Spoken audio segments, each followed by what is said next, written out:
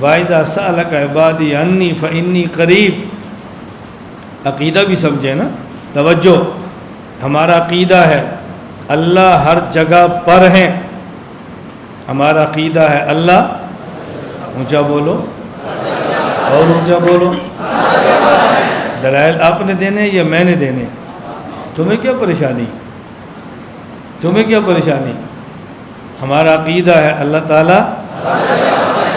جب میں عقیدہ بیان کرتا ہوں بھائی اشکال مجھ پہ کرو نا، ہم سے دلائل سے بات کرو، ان کو کیوں چھیڑتے ہو؟ ہمیں ٹھیک کرو، یہ سب ٹھیک ہو جائیں گے. ہمیں ٹھیک کرو. وَإِذَا سَأَلَكَ عِبَادِي عَنِّي فَإِنِّي قَرِيب.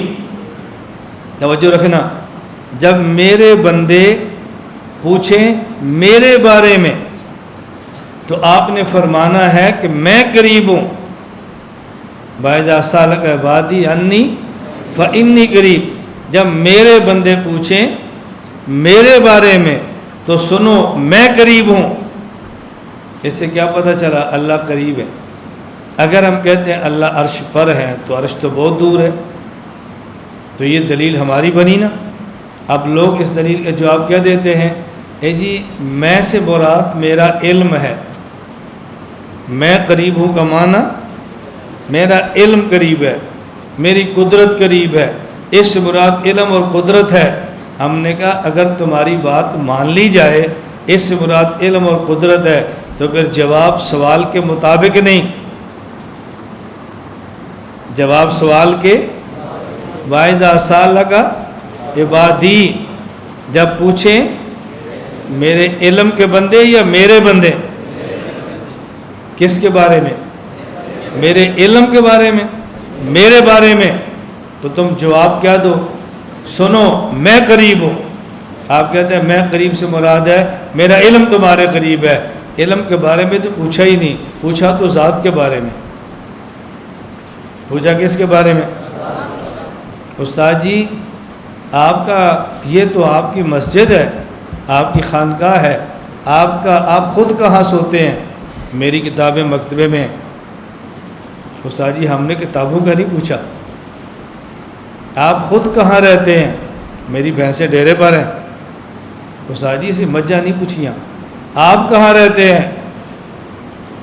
بھئی میں جمعہ گاؤں میں پڑھاتا ہوں.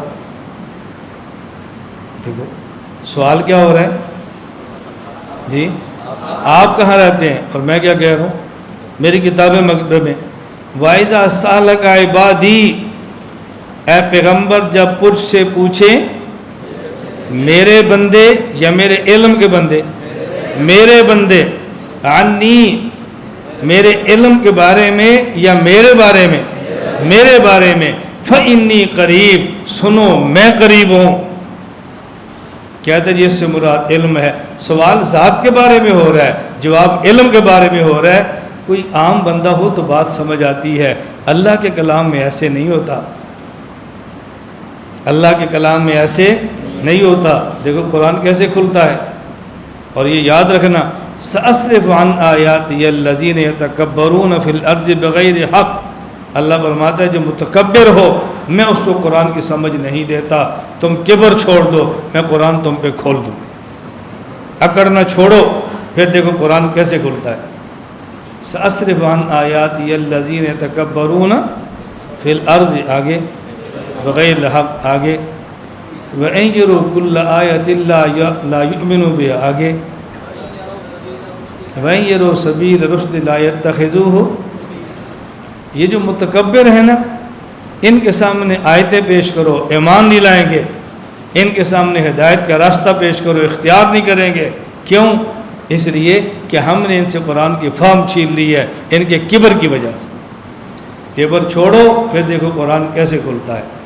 اللہ تعالی ہمیں مانگنے کی توفیق عطا فرمائے.